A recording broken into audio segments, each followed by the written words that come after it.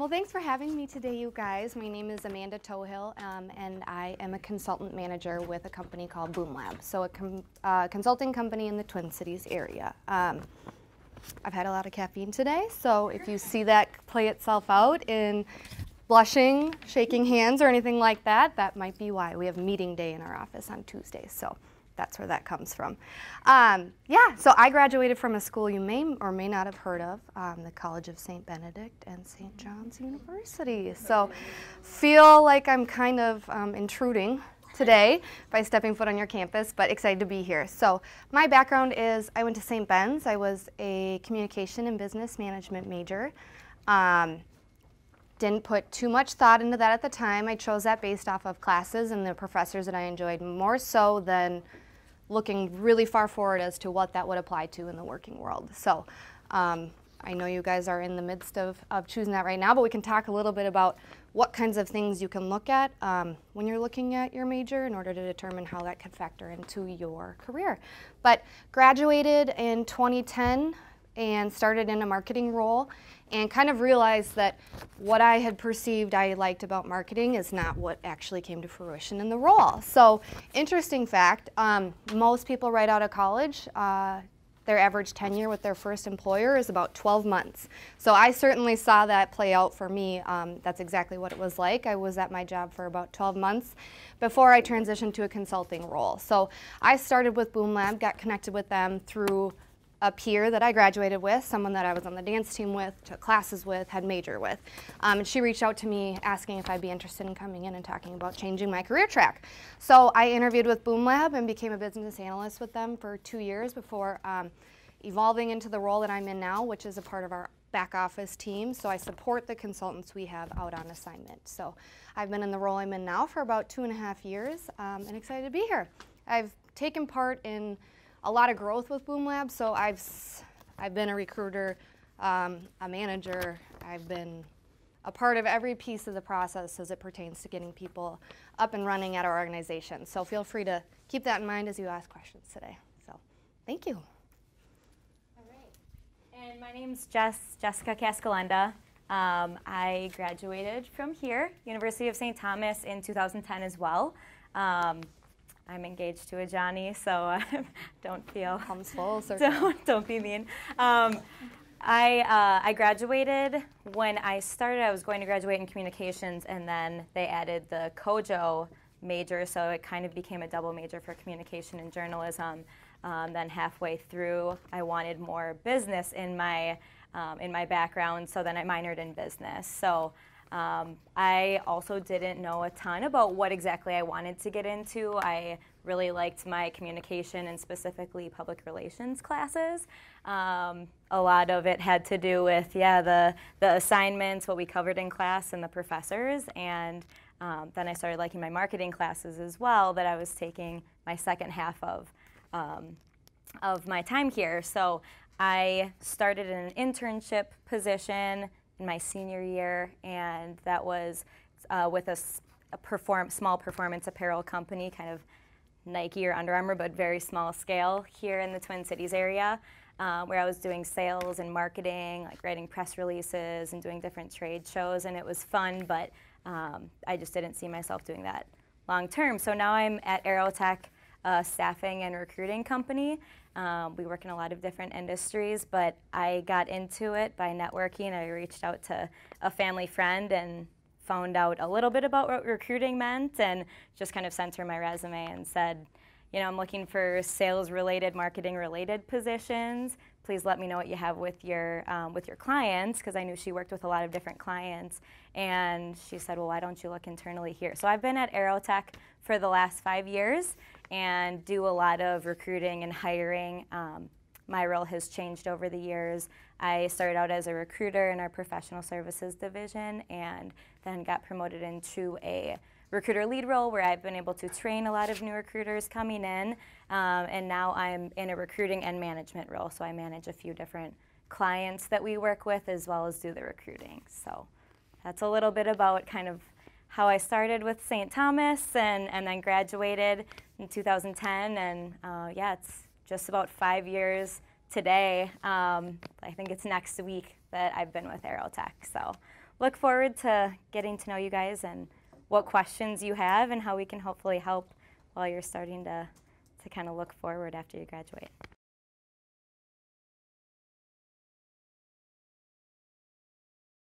I would say most of my business courses that I took Intro to Business, Business Ethics, Marketing.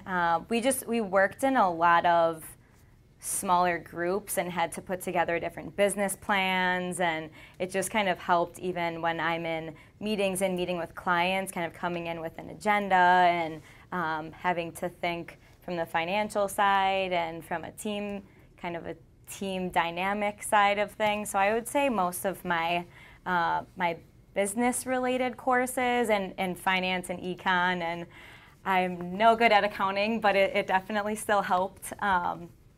I would say those probably helped me the most in what I'm doing now, but then I also, I had some like public relations related classes as well that helped me in my recruiting because we're presenting a lot to different clients, writing, not writing resumes, but more so writing like bios about candidates and why we've selected them for positions, and then also kind of writing backgrounds on positions that we have open to candidates. So a lot of the writing piece as well helped me. So those were more, I know there weren't many people, I don't think, with like communications, journalism background, but you're probably going to be taking some of those as well that just helped a lot. I also took it was like an etiquette, or no, I'll think of it. If you want to go ahead, I'll think of the class that just helped a ton with writing, with correct like grammar, spelling, and I'll think of it. I'll get back to you on that. Go ahead. Okay. I would say kind of overarching thing for me as I reflect on my time at college is use this opportunity and the fact that you go to a school that both encourages and demands variety to get to know yourself. Do that soul searching and get that really wide variety of classes under your belt so that you can learn about you. It's kind of like if you're a salesperson, you got to know the ins and outs of your product. Well, when you go and talk to an employer, you have to sell them on you being the product. So take computer science, take public speaking, take nutrition, run the spectrum and learn and detail. Start a diary or something and take notes on what makes you tick. Why did you love the class? Why didn't you? Was it because there's a lot of group work? Was it because you got to work independently? Were you working on numbers? Did you get to engage your problem solving and creative side? But I think for me, that's what ended up benefiting the most as I started speaking with employers and progressing through my career, is starting to learn about myself and understand what I love, and sometimes more importantly, what I don't like and what I don't want out of a job, because that way you can be more concise when you're talking to an employer and help them understand who you are and what you have to bring to the table. Does that make sense? Okay.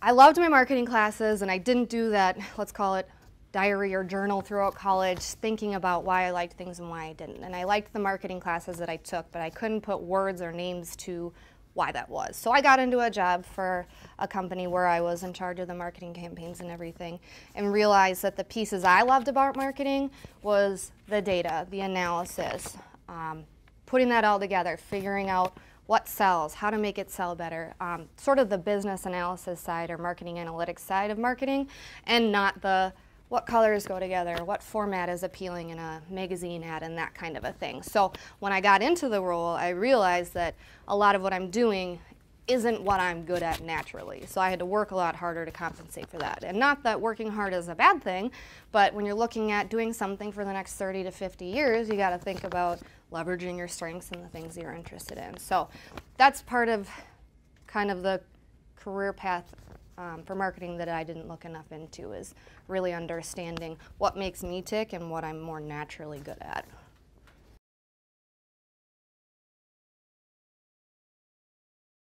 I look at, so on a resume, of course, the education piece, the professional experience piece, and that includes, I always say, include all internship experience, all club, any type of involvement that you've had on campus, off campus.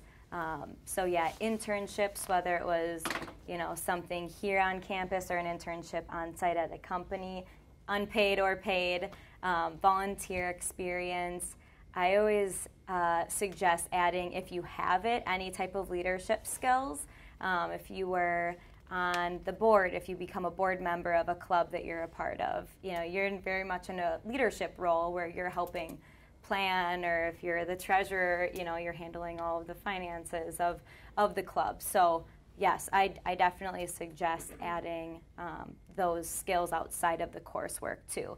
And if it is more of a major where you have a ton of course projects, labs, or something that you can add outside of just listing the course, definitely add that. But you don't want to make your resume too long either. If if you're just coming out of college, I usually suggest keeping it to about a page.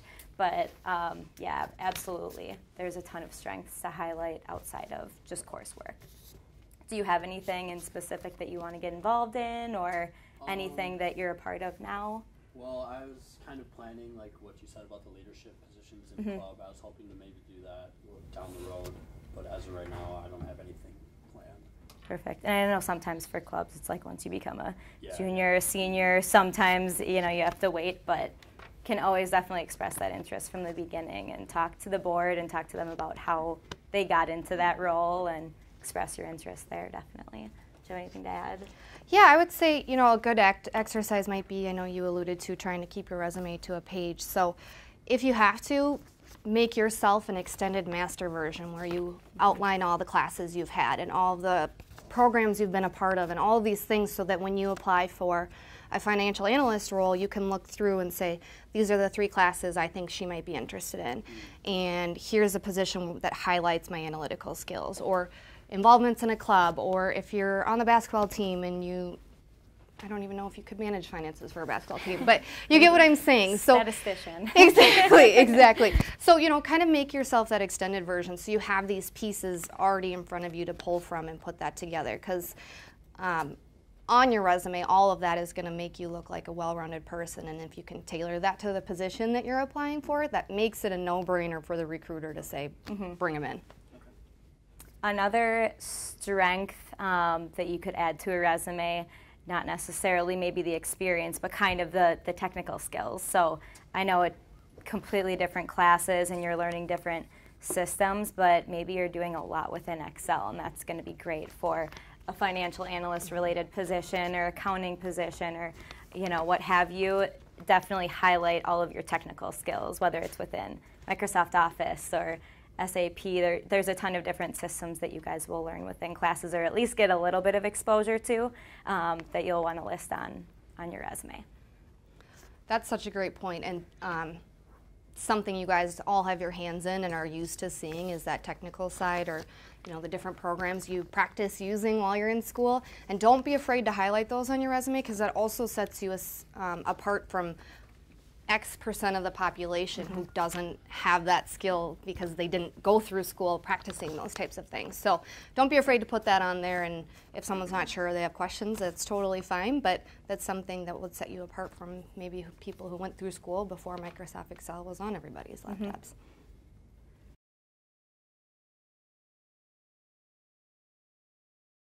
I did study abroad. I studied in London for J-term, my senior year, and it was a communications class. It was, outside of the classroom aspect of it, it was such a great experience, and we were still taking it very seriously with the papers that we had to write and the different writing pieces that we had to turn in from different excursions that we went on in different places that we went. But it was a big history lesson for me. We got to see a ton of different places, and then we got a free weekend where we went to, we could go wherever we wanted, but I ended up going to Paris, and it was a group of probably about 20 of us, and it was, I would say majority of the group was University of St. Thomas students, but there were also a couple other affiliated schools where there were probably 2 or 3 students from each. And it was, we had different activities in different places that we would go to every day, and there was an assignment, which was kind of nice because then it forced you to kind of take in the history lesson that came along with it. So, and then we were in different groups too, where we had to come back, and there was a final project where we had to put on, it was like a newscast kind of to the whole group, and everyone's was a little different, and you could kind of like be silly with it, but it was, yeah, we had to like put on a newscast basically on like one history lesson that we took away from one of our activities or places that we went to. So it was a great experience, and I met a lot of great people that I still keep in contact with, and the professors as well were amazing. So I definitely suggest it. My answer is simple. I was on the dance team, so I continued to pursue that instead of studying abroad.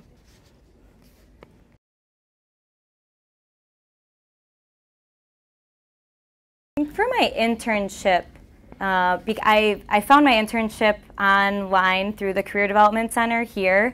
I was looking for sales, marketing, public relations related positions, and applied to several, and I got an interview with the internship that I ended up accepting.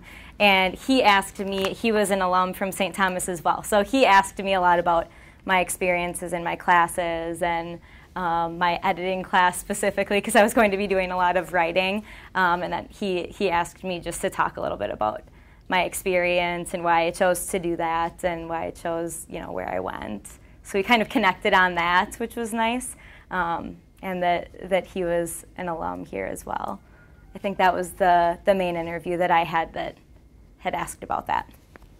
And I'm guessing since it's not on my resume, then nobody has asked me about it, but if we see it on a resume, we'll always inquire about that when we're hiring.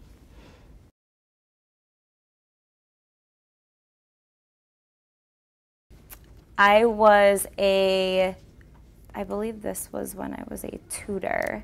I was a tutor, and I went downtown Minneapolis to an international high school where we would help students every morning before and in between classes, and we would basically go through their assignments, and it's kind of like I felt like a teacher's assistant. And so I was a volunteer tutor for I think it was probably a couple of months, and then we would write and reflect on that experience. So it was really cool to see kind of, because at this international high school you could be, I think, between like 16 and 25 years old. So I was helping a lot of people that were older than me, and kind of made me take things a lot more seriously and realize how important education is. And it's never too late, but definitely felt like I was ahead of the game and able to help a lot there.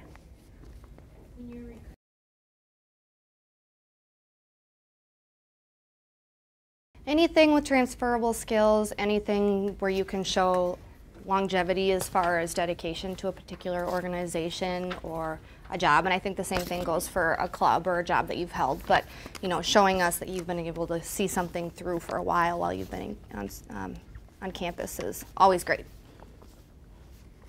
If you volunteered once there, my suggestion would be not to put it on your resume.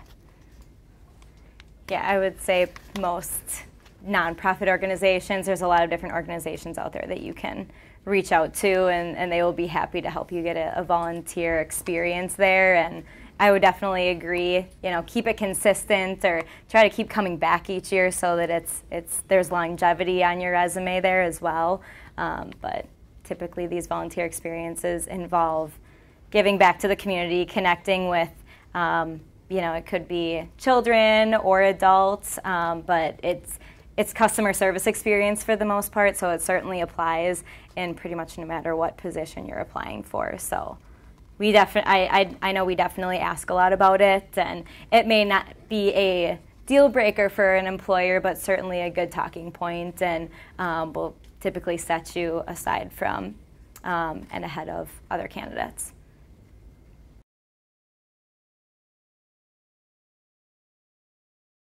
Use these people whose jobs are devoted to helping you search for jobs, know the market, know the industry, know what people are hiring, know what jobs are popular, all that stuff. I mean, an easy A, so to speak, is speak with these people whose profession is dedicated to seeking out these things. But yeah, use LinkedIn. You know, almost everyone that I know has found jobs through alumni connections, whether that's, you know, people that you were in a sport with, in a club with, in a major with, any of those things. I mean, they usually come full circle.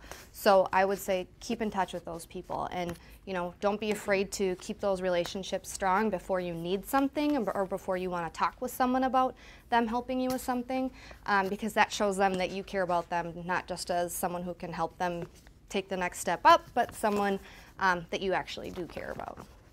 Mm-hmm. I completely agree with Amanda. Use Career Development Center.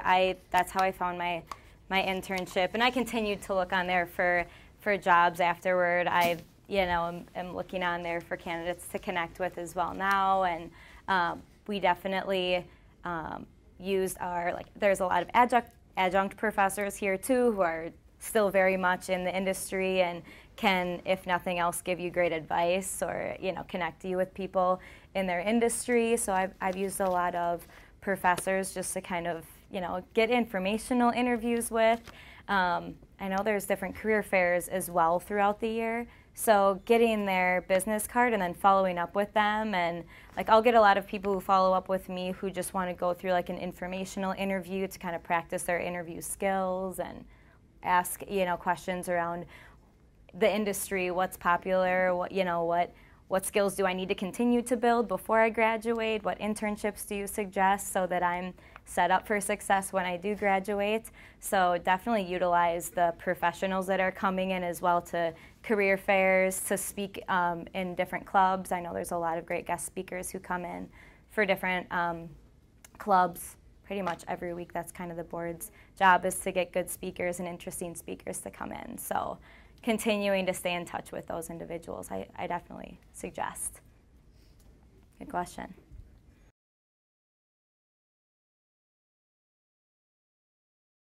I interned with a small performance apparel company, so I was basically a sales and marketing associate, and I found the job posting on the career development site. So I just looked online at Career Services? Yep, and applied, and the hiring manager called me for an interview, and he said he was hoping to hire a Tommy because he went to St. Thomas, so it was kind of nice. I felt like I was at an advantage, but yeah, he was interviewing a lot of different candidates, and it was great experience to be able to interview with him. He asked me different situational questions. He asked me what courses I took and why I was interested in this position. So I certainly did a lot of research on the company beforehand and kind of practiced talking about different examples, different situations that I could bring up around, you know, conflict resolution, what I had to, you know, basically handle or fix or resolve when a conflict came up. So I was definitely asked a lot of different situational questions in that interview process, and then was hired on the spot, which was really exciting. So I got to start the next week, so it all happened pretty quickly. But it was a small company, and I got to help with a lot of different like press releases. I helped with creating the and kind of updating the website for all of the different products that would come out. And then I went to different trade shows and actually went to a lot of our clients too to help continue to sell or bring in new clients who wanted to basically buy and sell our products. So got a lot of good skills out of it. It just didn't end up being a company that I wanted to stay at long term because it wasn't exactly a full-time position. It was a really good experience for an internship role. And then it led me really well into what I'm doing now in recruiting.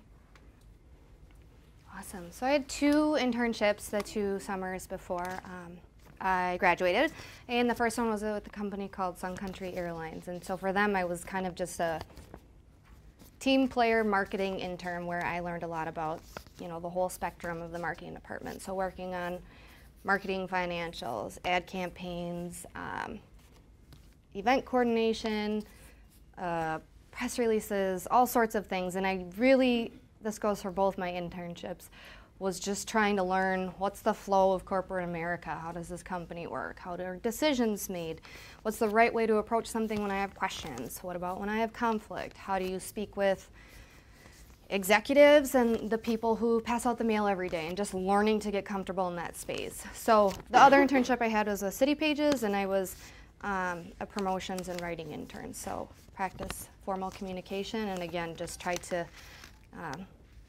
get my sea legs figured out and learn how to communicate with all the different people a part of the team and the organization that I was working with.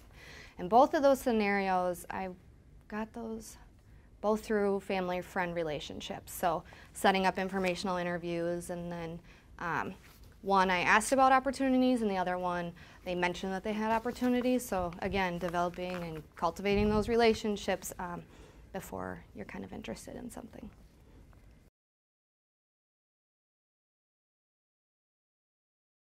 For me, the small business it was very relaxed. It was pretty flexible. They said, show up between 9 and 10 a.m. and, we'll have you going from this client to this client today. Otherwise, you'll kind of just be playing around online. It was not very structured, that's for sure. But they involved me in a lot of things. I got to do a lot of different things, like on the design side, I got to put together trade shows. I got to go out and meet with clients. So I was also kind of unlimited as far as what I was exposed to, from an internship level up to I was working side by side with the owner of the company. So it was a very small staff group as well. There were probably 5 of us in the office every day, and then our office setting was attached to like the back warehouse where they were actually sewing and making the clothes. So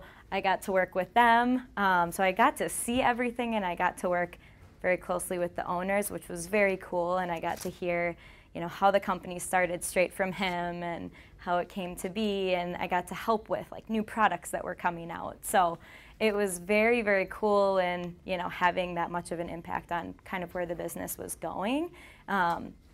But it was also very relaxed, and I didn't really feel like I was being pushed that hard. I could kind of do whatever I wanted and cross-train in whatever I wanted. So there were a lot of pros and cons in that respect.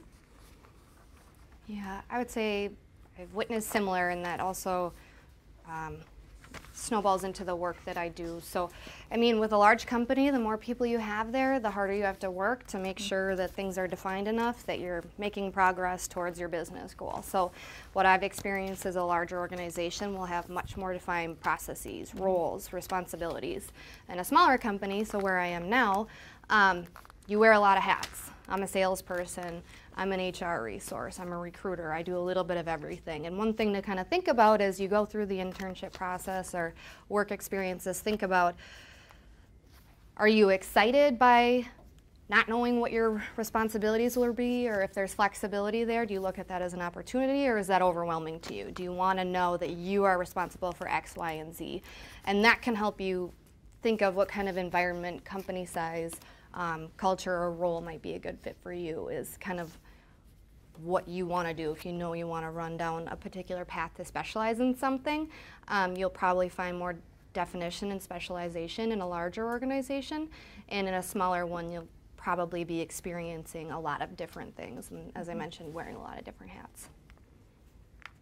I see that a lot in clients that we work with as well. The smaller the company, the more hats you're wearing. If you're technically in accounting, you may also be, backup receptionist and helping when, maybe when the receptionist is out, and you'll be working with, the engineering group and assisting them on projects. And then, maybe part of your time is spent doing your actual, functions of what your job title entails and your job duties. But yeah, then within much larger corporations, there's going to be an accounting department, a marketing department. It's going to be very separate, and you may not deal much with them at all. So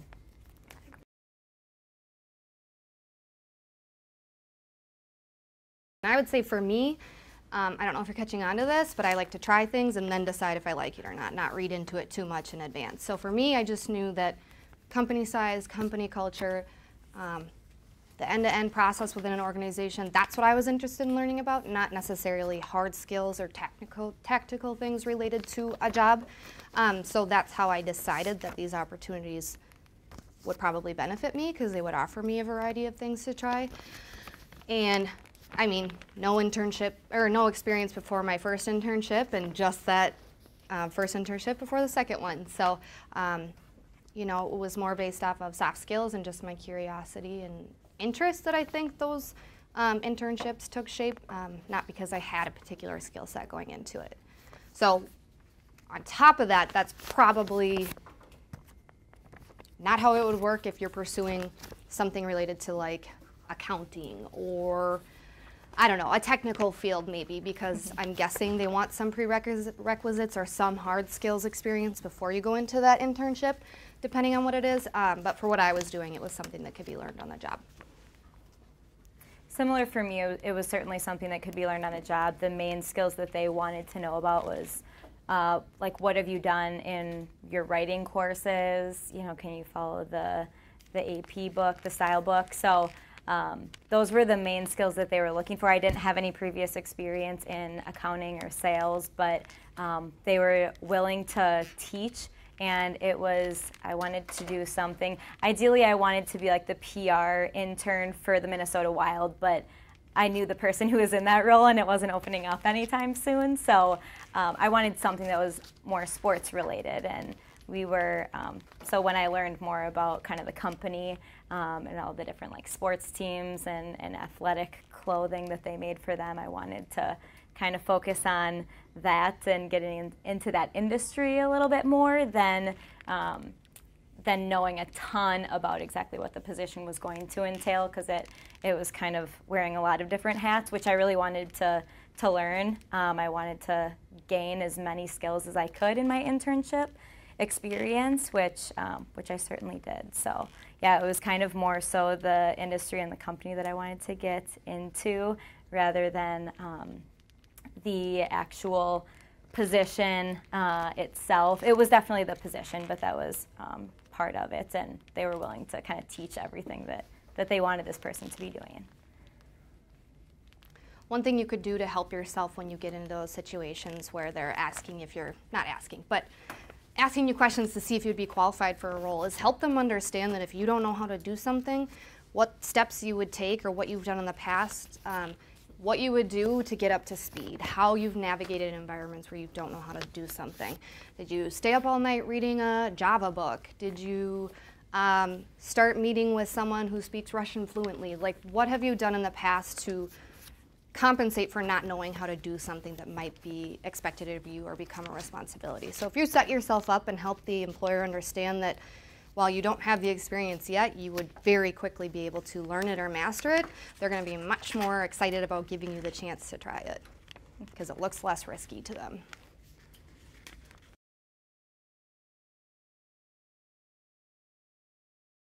At Aerotech, my first full-time job and what I'm still doing, we have it's a 13-week training program, and it starts out very slow where you're doing a lot more. It's considered learn, shadow, do, teach approach. So you're like looking at modules, you're watching different videos, going through different simulations on the computer so that you can kind of watch a recruiter go through the recruiting process in a proprietary system that we own, and then you're shadowing the process. So you're watching a lot of different recruiters kind of go through their recruiting process from, you know, finding a resume, calling the candidate, asking them questions, bringing them in for a face-to-face interview, checking references, selling them into a client, and explaining why we selected that candidate. So you're watching the whole process through and then kind of teaching it back to your specific manager that you have and the person who's training you. So you get a lot of exposure and kind of practice too. We go through a lot of different role plays so that you feel comfortable before you start calling candidates and going through the whole recruiting process. You do like heavy shadowing the first 2 weeks, and then you're technically on the phones on your own, but during that first 13-week training program, everyone is still bringing you in on interviews with them. You can have people come and shadow you. It's kind of an understanding across our entire office and our entire company that you're still learning, you don't know exactly what you're doing yet, and we want to help you. So it's not that the learning stops after 13 weeks, but we have a set program where you have kind of a trainer tied to you during that whole duration. If that answers the question. Yeah, for me, I would say I'm closer to the average bear. That on my first job there was, I don't know, someone walked me around my cube and mentioned this is the login information and that kind of stuff, so closer to the no training. And that's kind of the average. You know, I think they say something like the average employer spends 7 hours giving you facilitated professional training for a job. So ask about that through the interview process. Understand what that ramp-up time is and what they've seen in the past that people have done outside of the training that they give to get themselves caught up to speed. So that you are prepared, and if there's a book you can read or something you can take a certification on, that you can do that before you start your job, if that will comfort you and help you ease into the working world. Yeah, definitely ask if there's classroom training, if you're just going to be shadowing next to someone and asking questions, taking notes. Our clients, it's across the board. You might sit with someone for 2 weeks before you jump on the job, or you might, get your login information, shadow, ask some questions for maybe your first day, and then you're on your own. So definitely ask those questions.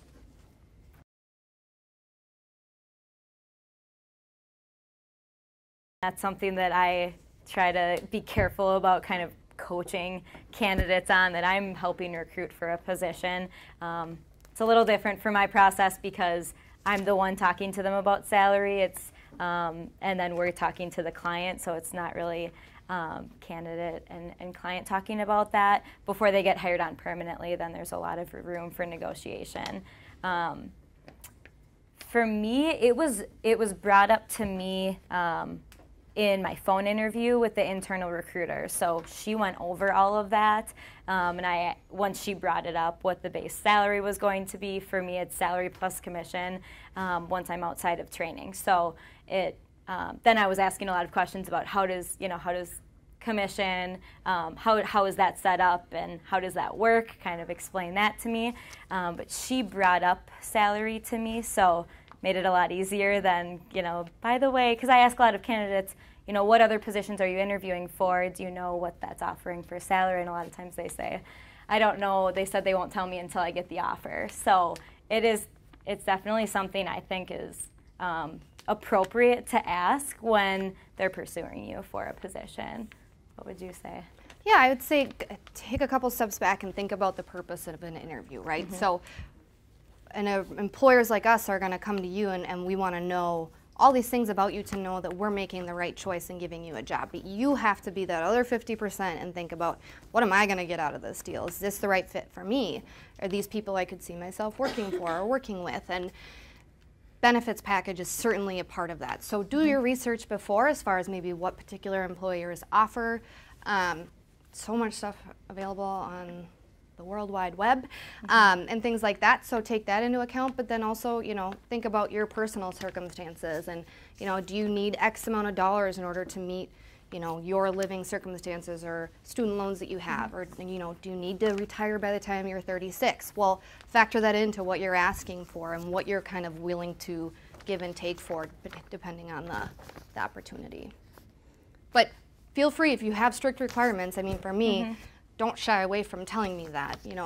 There's certainly circumstances where that could remove you from a situation if it's something we aren't capable of providing. But if it is that important to you and a need of yours, then we for sure want to know about it, because we would hate to waste your time as well if you have a place that you need to be and we can't provide that. And always ask if there's room for negotiation at all, or if there are reviews where if you're doing so well you get a bump in pay, or if there are bonuses. A lot of companies have performance-based bonuses too, so definitely dig in a little bit more if you hear $1 amount and kind of shy away from an opportunity. At least ask more questions.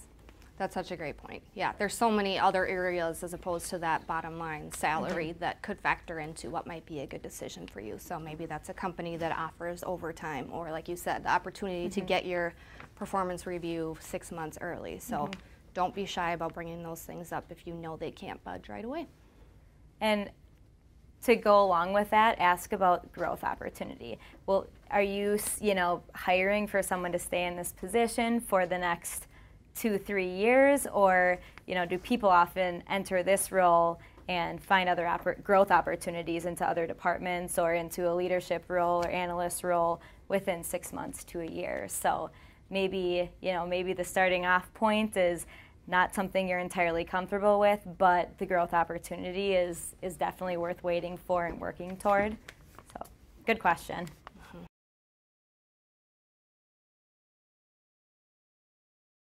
Researching the company, researching if you can find the person that you're interviewing with, if you know who that person is in advance, connect with them on LinkedIn, see if you maybe know someone in common that can kind of make for some good small talk. Try to make a connection before you even meet with that person.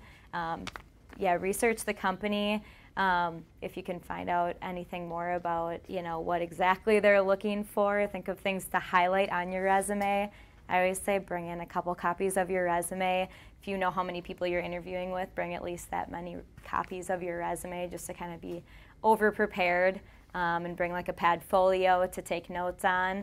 I always suggest that candidates come in with 3 to 5 questions to ask, just to make sure you show that you did your research, you care enough to ask questions around, what's going to make me most successful in this position? What types of qualities have you found that are the best fit in this role? What are the growth opportunities? What would my expectations be on a daily basis? So definitely come in with some questions that show that you've kind of thought out this opportunity and really show that you're interested. I always say be a good 10-15 minutes early for the interview. You can show up an hour or 2 hours early, but I always say walk in about 15 minutes early just to show your prompt, but not too early so that it kind of throws the hiring manager off and they feel like they need to rush because you're going to be waiting for that long. And phone interviews are different than in-person interviews too. I kind of have different advice for phone interviews. I know sometimes, depending on the position, a lot of them for, if you're coming right out of college, it'll typically be an in-person interview. What else? Go ahead. I can kind of think of more. Yeah, so first of all, I would say don't reinvent the wheel, right? So chances are, places that you're applying to or positions you're applying for aren't brand new. So look on Glassdoor. I think there's a part on there where you can give feedback on the interview process. So that could outline what it might feel like, what the questions are. So spend your time and energy in the right place if that information is already available. Never be afraid to ask someone. If someone says, we're really excited to see you on November 1st at 8 a.m., say, great, what can I expect and what should I bring and what could I do to prepare for this? And usually they're more than willing to give you quite a bit of information so that you can be prepared when you come in. And know yourself, know your resume, know your experience, know your wants, your needs, your strengths, your weaknesses, and kind of have that at the tip of your tongue for when you go in there, because the interview is to, as quickly as possible, dive in and start to know the real you and what your capabilities are. It's not, I guess I'm speaking from my perspective and my experience, but when I'm interviewing someone, it's not a test. I'm not looking for subject matter expertise or that you answer a question with exact wording or anything like that. I just want to know what makes you tick, and can I see you in this environment, and would you be successful there? Would you be happy there?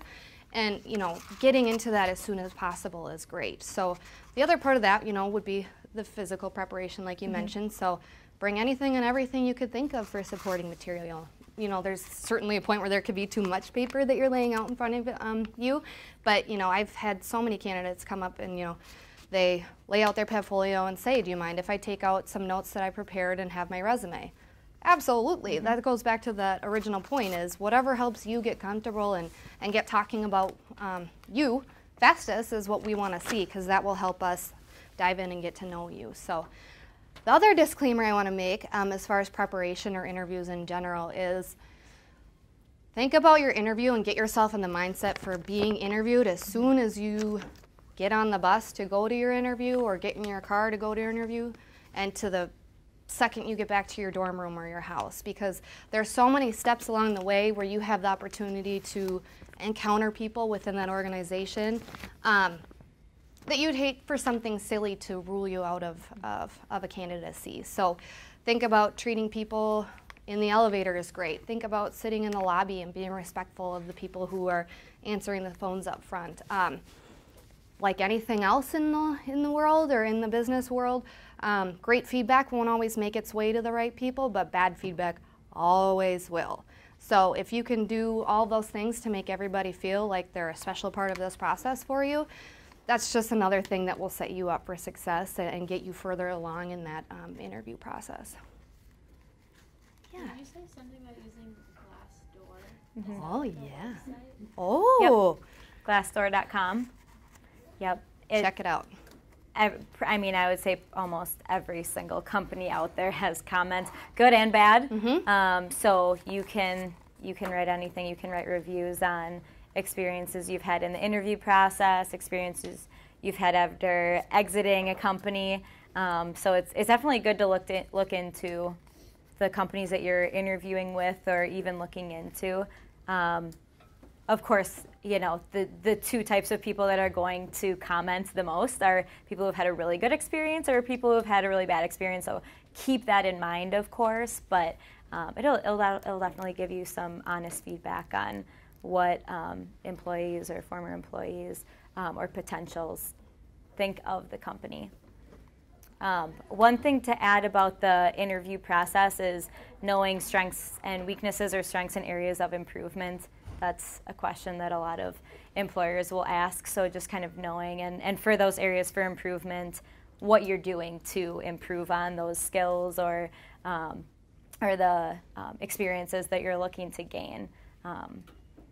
I know one tough question that's kind of, you know, the easiest but the hardest is tell me about yourself. I've had a lot of employers ask that, and it's like, do I start personal? Do I start professional? Do I start talking about what I'm going to school for? So just kind of think about how you want to answer that. I usually say stick to more so the professional piece of, you know, why you're here today interviewing and what you want to get out of this experience and what you want them to remember you for. But people want to get to know you as well as a person.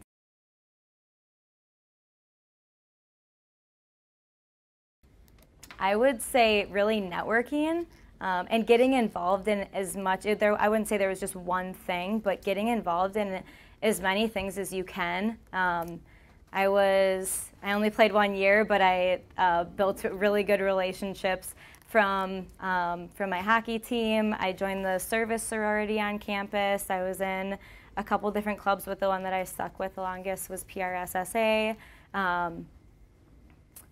I studied abroad, and that was with a lot of people from a lot of different majors. I think that's pretty much it. But yeah, I would say definitely get involved.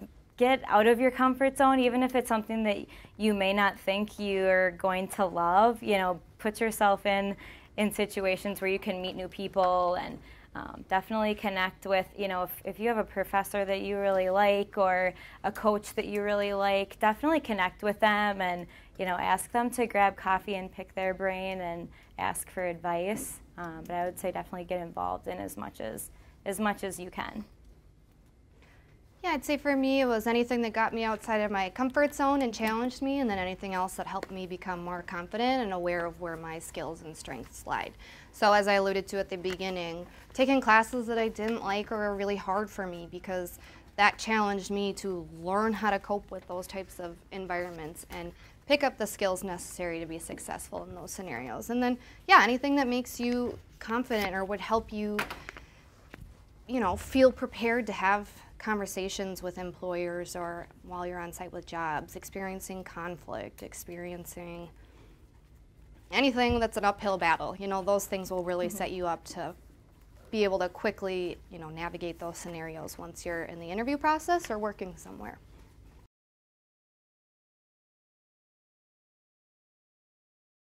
I am at Aerotech. I'm in our professional services division. We have recruiters that focus on a lot of different areas. We have recruiters who focus just on finance and accounting, engineering, scientific, you name it. But in professional services, I focus more in our banking mortgage industry. So entry-level positions that we typically see will be like loan document specialists or mortgage review type positions that are looking for usually a business-related degree, but they're very open to what that degree is. We've had a lot of different, like history, math. We've had a wide variety of degrees that have worked out well in these companies, and they're typically looking for that 4-year degree. That's usually a non-negotiable for a lot of the clients that we work with, and familiarity, comfortability within the different Microsoft Office applications, mostly like Word, Excel, Outlook, sometimes Access. And then usually the positions that will lead into like a leadership role, they're looking for that involvement either on a sports team or in a club or somewhere where you're involved on campus. I'd say those are kind of the entry-level positions that we'll typically see within that industry. Awesome. So the company I work for, Boom Lab, is a consulting company, and what we do is project delivery consulting. So think of that as what we do is project delivery, and the way we do that is consulting for our clients. So we work with Fortune 500 companies in the Twin Cities area, helping them to plan and execute really large initiatives within their organization. So think of the type of work we do as you have the operational side of the business, the day-to-day, make the money, work through your product side of the business, and then the investment spend side of the business. So we go in on project teams on the investment spend side of the business and help them with things like make more money, save money, meet new regulatory changes, implement new technology, launch a new giant product or something, but big enough that they want people to come in and then leave again once the work is completed, because there isn't a full-time role there if once it's implemented into the operational side of the business. So we hire consultants to be business analysts, project coordinators, technical analysts, and they're going out and working on site with our clients to help get through those big projects and big changes. So oftentimes what we're looking for is going to be less hard skills based and more soft skills, and creative problem solving, ability to manage conflict, ability to generate credibility quickly and build relationships, because a lot of what we're doing is navigating things that are changing or turning over, and helping our clients deal with that as smooth as possible is really the value they see in using consultants. So yeah, career paths for us is going to be in one of those tracks, and you just grow in that role and responsibility over time, but the track you pursue would be business analysts, project coordinators, and tech analysts. And one more thing about the types of roles that we see in the duration, it's typically going to be more of like a 6 or 9 month contract that leads into a permanent role. So most of the positions that we see are turning into a permanent position within that company that we placed you at. So we're kind of third-party HR, where we go through the screening process with candidates, and then they start working at XYZ company, kind of prove themselves. It's kind of like a working interview, and then get essentially hired on permanently, where Aerotech's kind of out of the picture eventually and just helps you get your foot in the door. Well, thank you very much. We appreciate it. Thanks, guys. Thank you. And reminder to have that inventory done by tonight sometime so we can start printing